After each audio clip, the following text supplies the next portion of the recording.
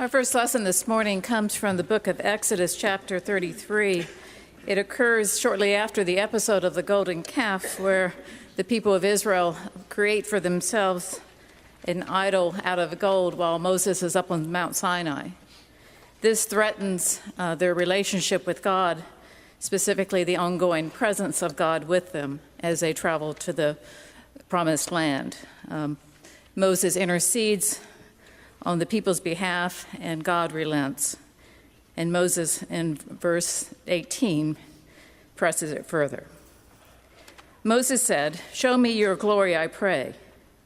And God said, "I will make all my goodness pass before you, and will proclaim before you the name, the Lord, and I will be gracious to whom I will be gracious, and I will show mercy on whom I will show mercy." But God said, "You cannot see my face, for no one shall see me and live." And the Lord continued, "See, there is a place by me where you shall stand on the rocks, and while my glory passes by, I will put you in a cleft of the rock, and I will cover you with my hand until I have passed by. Then I will take away my hand, and you shall see my back, but my face shall not be seen." May God add God's blessing to the reading and the hearing of these words. If you would stand, if you are able, for the gospel reading. Reading from the Gospel of Matthew, chapter 18. This is a chapter about life within the community of faith, how we are to relate and love one another. Then Peter came and said to him, "Lord, if another member of the church sins against me, how often should I forgive? As many as 7 times?" Jesus said to him, "Not 7 times, but I tell you, 77 times. We have a decision to make this morning. If we're going to talk about forgiveness, we have to decide which wins, love or hate. It's just that simple and that complicated in so very many ways. We're asked on the journey of Lent to look deeply in our hearts and to allow God to help us see where our journey of faith has led us through the life experiences that we've had, through the traditions of this church that we love and care for so very much, through what our intellect tells us, and through our scriptures. And to look deeply and allow ourselves to know and to know that God knows what defines us. Those moments when we have healed and offered healing, perhaps through our ability to love and to share mercy and forgiveness, or are we carrying around bitterness and resentment? Perhaps justifiably so, because of things that have happened to us, or maybe even because of things that we have done that we've been unable to accept forgiveness for from God or from ourselves, or even perhaps from the other person. Forgiveness first is about the love of God and the love of neighbor as ourselves. God shares with us in this story this morning, as Pastor Cheryl read, that God understands because God was so angry with the people that God had chosen to bring out of oppression and slavery, to lead out into the journey through this wilderness, to prepare them to move into a land of promise. And in the midst of that journey, God brings Moses up to a mountain, and as the cloud descends, the people know that God is with Moses. But Moses stays up there, it seems, an interminably long time, and we as human beings are not always patient. And so the people do say to Moses' brother Aaron, "We need a God. We need something we can hold in our hands. We need something that feels like it gives us power over our lives and the lives of those around us. We need to have some feeling of control. We need to have something perhaps that will give us hope." The hopeless people become destructive. What gives us hope in this world? Is it hatred and polarization that gives us hope that we have a brighter future? Is it hatred and division because of so many things we can name that are different about each other, whether it's religious differences or skin color differences or gender differences or all of the differences we might name? Are those worth sacrificing our hope for? Would we rather worship our differences than worship a God who invites us to love in the midst of our differences? God is so angry with the people for turning away from God and creating this golden calf that they can see and control that doesn't necessarily require their faith because it's right there and they can carry it with them. God becomes so angry that God does say to Moses, let my anger burn hot against them that I might consume them, and of you I will make a wonderful people. And Moses says, no, God, remember, these are the descendants of Abraham, Isaac, and Jacob. Remember the promise that you made to them. And so God relents and God changes God's mind about consuming them. But God says to Moses, I'm not going to walk with you any further on this journey because my anger is still so raw. I fear that I might consume you. Do you know what that feels like? And you just can't walk with someone anymore because your anger and your hurt and your bitterness just won't allow you. It's just too hard. Pastor tells the story of talking with two sisters and their reflections on their dad after he dies. When the youngest sister was 11, their brother dies in a terrible car accident. And in the following days and months, the mother has such difficulty dealing with the loss of her son, she says to the family, we will not talk about this. And so no one talked about the son or the brother. No one talked about what happened. No one talked about the grief. And in the midst of that, the father just grew silent and cold. And the youngest daughter talks about being 16 and not ever feeling like she had the love that she needed, and so she ran away from home. By the time they found her, she had found alcohol. And they sent her to treatment. And she came home and nothing had changed. But the call came that before her dad died, the call came that he'd been taken to the hospital, and the call came from her sister who had maintained relationship and said, you might want to come see Dad. And she realized it'd been 7 years. And she decided to take a risk, and she decided to go. So she walked into the hospital room, and her sister called out her name and said, I'm so glad to see you. And the father kept staring at the TV. And she said she remembers that what was playing was Wheel of Fortune. And he seemed quite frustrated that the contestant on Wheel of Fortune could not get the phrase that he clearly could figure out. And she walked over beside his bed and she said, hello, Dad. And he said, why did you come? Because you think I'm dying? Is that the only time you'll come see me is when I'm dying? And she said, really, Dad? I wanted to come and be with you and see how you are. And he said, if you can't come while I'm living, I don't need you to come while I'm dying. So she rushes from the room.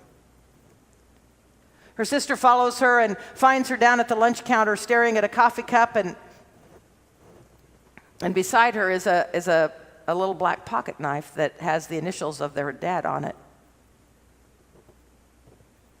And the sister says, I wish you had not run out so quickly. You know how he is.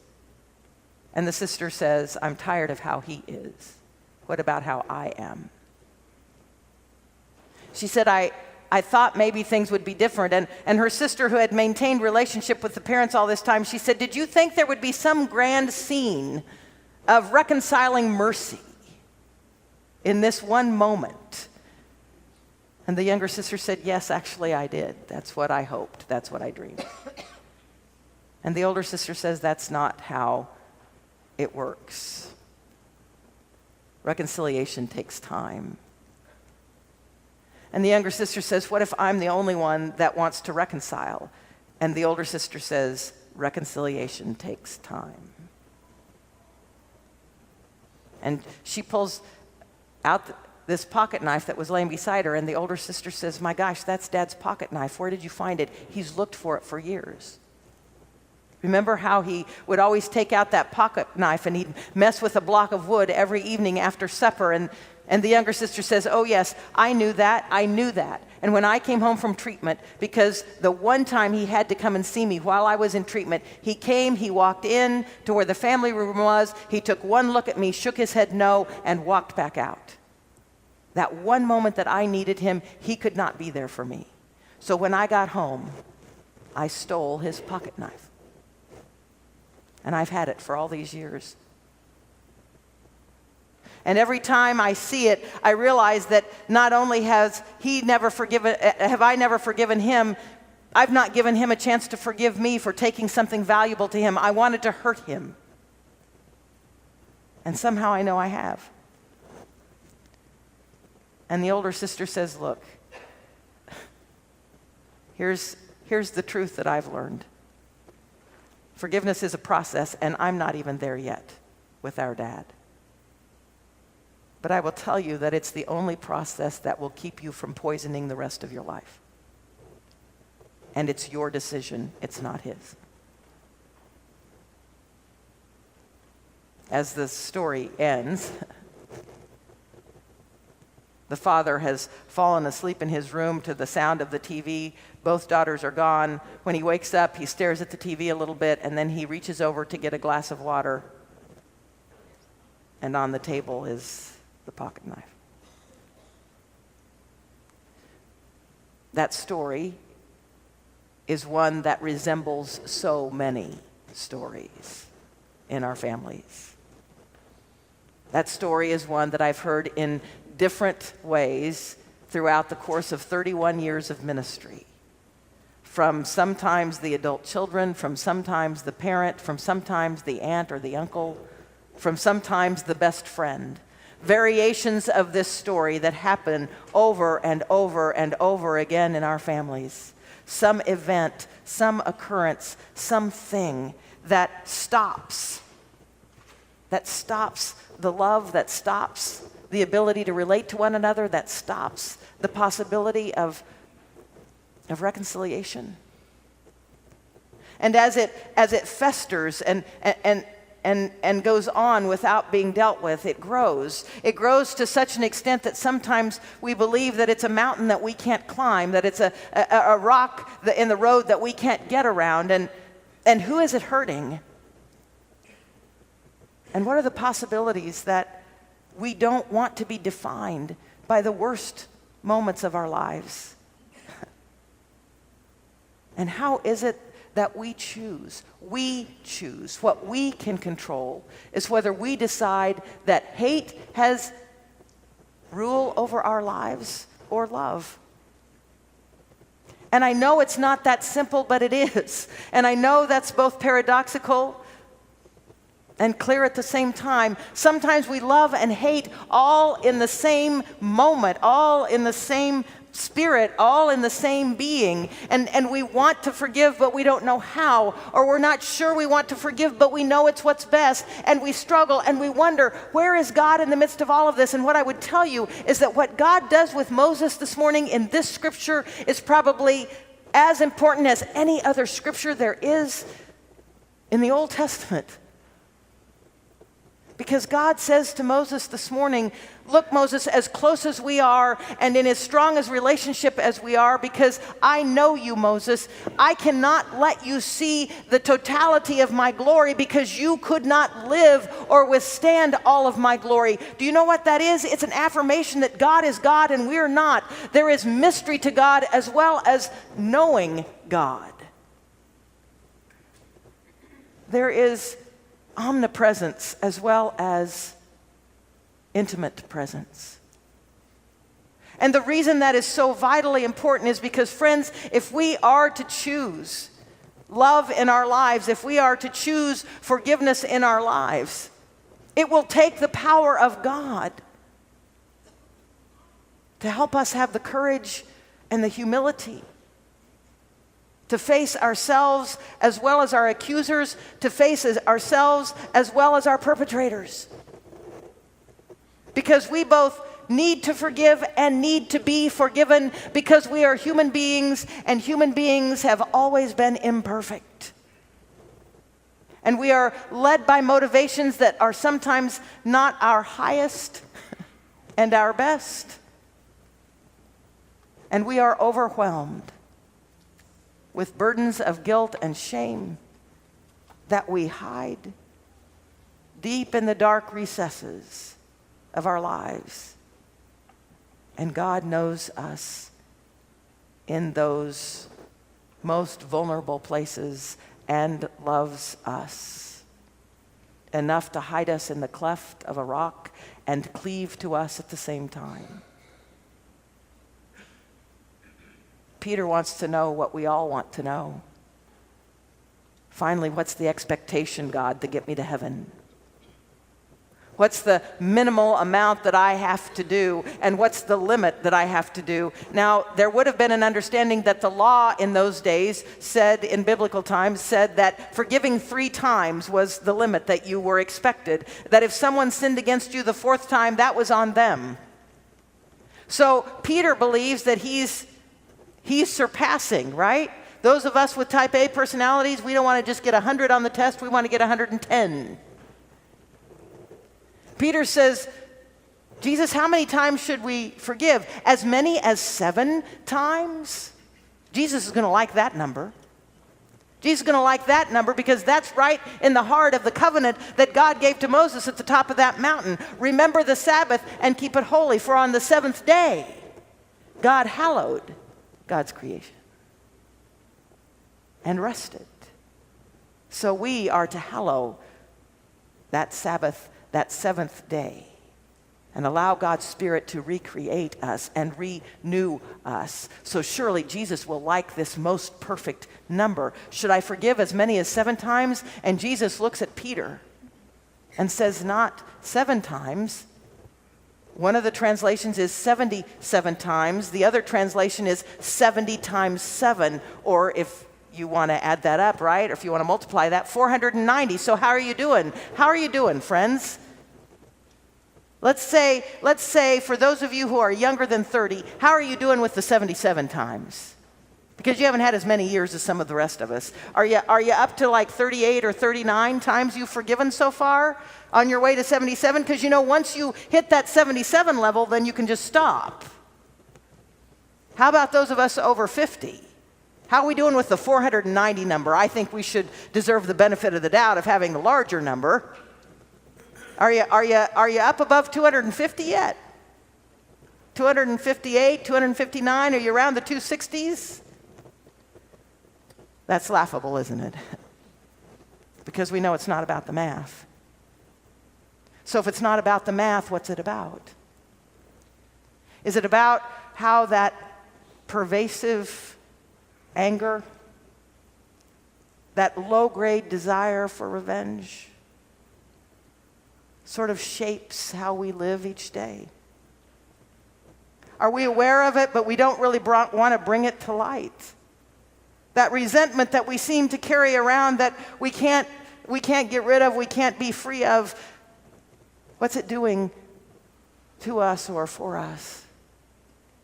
Or are we carrying around the guilt because we know something that we did to someone, or some things that we did to someone's,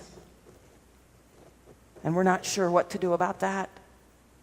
And we want to ask forgiveness and we want to say we're sorry, but it requires a vulnerability, it requires a humility, it requires something, overcoming this fear of what if they don't forgive us, and in fact they might not. So does that mean we don't ever get rid of it? There's lots of things written about forgiveness. One of the things that has stuck with me is that choosing not to forgive someone, or choosing not to ask for forgiveness from someone, is like drinking poison and expecting them to get sick. That the desire for revenge only injures us. That the inability to receive forgiveness only injures us. And the question is, do we trust God? Do we trust God to be who God says God is? Because God says the first time we ask for forgiveness, God forgives us in all mercy and grace. Did you hear what God said to Moses before God said, I'm going to hide you in the cleft of the rock? God says, you will see my mercy. You will see my grace. I will be gracious to whom I will be gracious, and I will be merciful to whom I will be merciful. God needs Moses to know that God is defined by grace and mercy. You know what Jesus says on the cross? When Jesus could have condemned the whole lot of us, Jesus says, forgive them. They don't know what they're doing. And then do you remember what happens when Jesus appears in a post-resurrection appearance, when he appears to the disciples in the upper room? Do you remember the first things he says to them? Peace. And then he offers them peace again. And then he gives them the power. What you forgive will be forgiven, and what you don't forgive will not. Peace and forgiveness are the first two things the resurrected Christ brings before the disciples. We are left again this morning wondering, as our brothers and sisters in Christ Church New Zealand are wondering, what will stop this madness? What will stop these automatic weapons? What will stop these hearts that desire the destruction of those who are seen as different, and different must mean enemy? And we feel helpless and perhaps close to being hopeless. We feel paralyzed to know what to do because we don't know these people. These people don't seem to be in our circle of influence. We're not sure what it is that we're expected to do and why people want to talk about it after it happens, like your pastor, who every time there is a mass shooting feels the need to bring it before the congregation. It's for one reason and one reason only, because I do believe that we can make a difference. When we choose in our corner of the world, when we choose in our own lives, when we choose in our own community to reach out across divisions, to decide that love wins even with those we don't understand, whose religious systems don't make sense to us, whose way of dressing and way of speaking seem foreign to us. It's when we decide that those differences and that foreignness will not define how we choose to be in relationship. We can choose not to be afraid of each other in our difference. We can choose to love first. And doing that in Olathe, Kansas, I'm going to tell you, will have an effect in Christchurch, New Zealand. Doing that in Olathe, Kansas will have an effect on Mother Ebenezer Church in Charleston, South Carolina. Doing that in Olathe, Kansas will have an effect on an elementary school in Connecticut. Doing that in Olathe, Kansas will have an effect on your family and your relationships and your way and my way of living out our faith together in this very complex world. One thing social media has done is to make the world so small. And it's made the world small enough that you can post your hatred and your violence in a place where all can see what you're doing as it is happening. Friends, have we given in to that? Have we given ourselves up to that? Or do we renew our understanding of our faith and our courage in the one we follow named Jesus, who did not count someone's background or someone's gender or someone's skin color as a reason to hate? Jew or Gentile, slave or free, male or female. All alike are heirs in God's love. So if we choose to love, can we trust that the mystery of God's power will help us to forgive, will help us to heal, that we can intentionally decide that those moments will not define us. One last story. It's one of my very favorite forgiveness stories. John Plummer was a helicopter pilot in Vietnam. In 1971, he coordinated a napalm raid over a village with known enemies in it. The next day on the front of the Stars and Stripes newspaper was an image that has continued to be a defining one for that particular war. A very young girl running naked from that village, clearly burned horribly by napalm. He says when he saw the image, it brought him to his knees, and he decided he could never speak of it. He would never tell anyone who didn't already know that he's the one that led that attack. As he came back home, he had nightmares, and he would see that image in his dreams, and he would hear children screaming and crying, and it shaped his life. He read where that young girl that was seen running from the village survived. Her name was Thai Kim Puck. And she was helped to get to Montreal, Canada, where she had 17 surgeries over the course of her life to help heal from those burns. And every once in a while, she would give speeches. And in 1996, 25 years after the event, John Plummer read where she was coming to Washington to give a speech on Veterans Day, and he lived in Virginia, and he decided to go. And he said, as I was sitting in the audience, listening to her winsome spirit and her generous heart, I heard her say, if I could talk to the man who dropped those bombs, I would say, we can't change history, but we can choose to do good with and for one another now. He said, I quickly got out a scrap of paper and wrote, I am the man, and gave it to one of the ushers, who took it up to the dais. And after the speech was over, he made his way, he says, through the crowds in the line of people that were waiting to speak to her. And when it got to be his turn and she saw him, she knew immediately who he was. He was sobbing. And she came and put her arms around him. And he said, I'm sorry. I'm just so sorry. And she said, it's okay. I forgive. I forgive you. 25 years.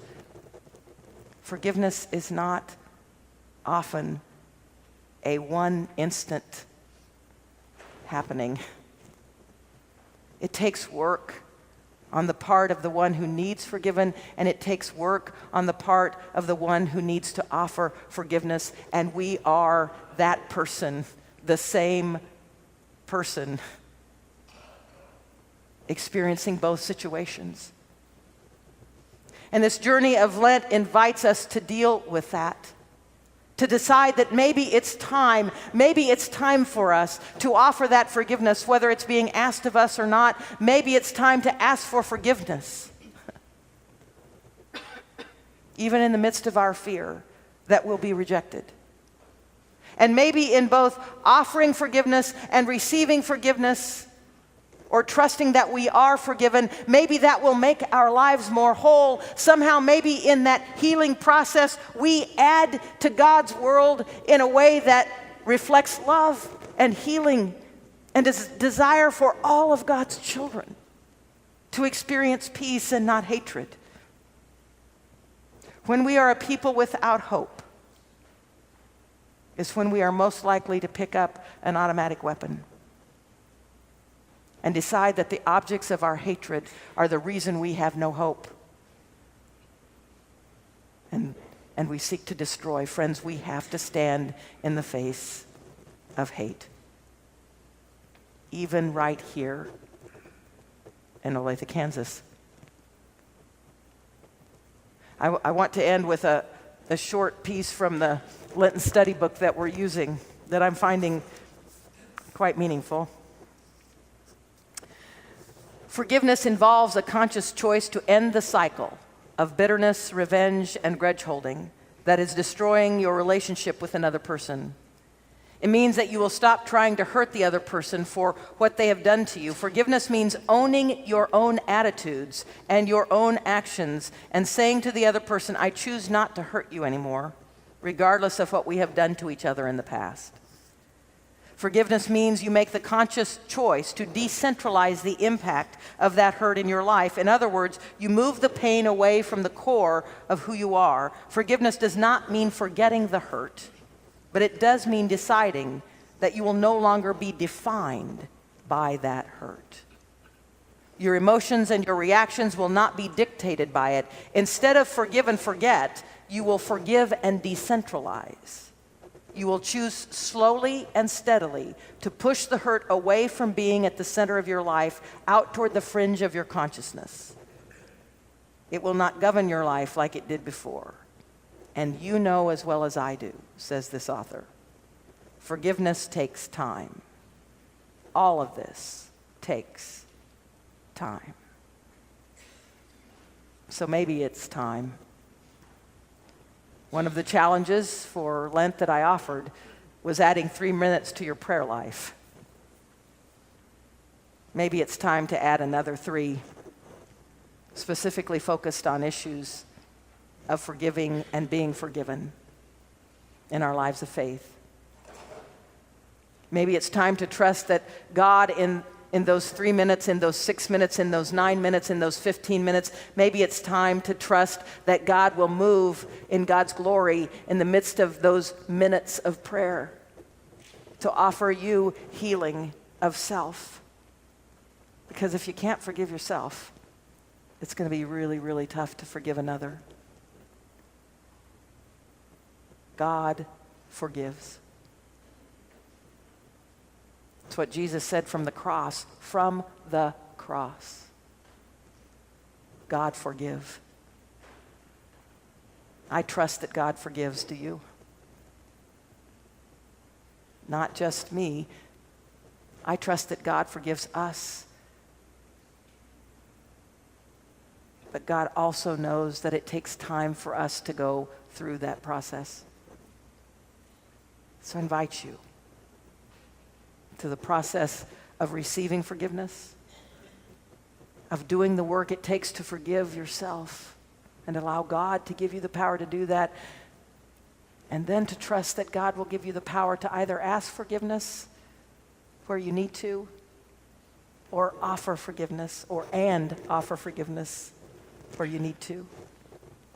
And maybe the healing that occurs will be worldwide.